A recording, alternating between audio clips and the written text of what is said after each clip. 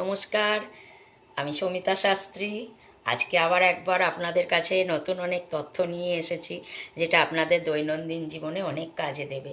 সেরকমই একটা তথ্য হচ্ছে যে আপনারা যাদের বাড়িতে দেখা যায় কারোর একটা রোগ হয়েছে, কিন্তু রোগটা সারতেই চাইছে না, ডাক্তার দেখাচ্ছেন, বদ্যি দেখাচ্ছেন, অনেক ওষুধপত্র সেও খাচ্ছে, চেষ্টা করছেন, কিন্তু রোগটা সারছে না।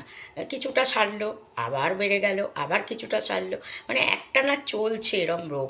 তো সেক্ষেত্রে আপনারা ডাক্তার বদ্যি ওষুধপত্র যা করছেন করুন, সেগুলোর কোনো বন্ধ করবেন না। তার সঙ্গে আপনারা এটা করবেন, সেই রোগীর ঘরে প্রতিদিন কর্পূর জ্বালুন, কর্পূরের আরতি দিন। মানে ঘরটা যাতে কর্পূরের গন্ধে মৌ মৌ করে।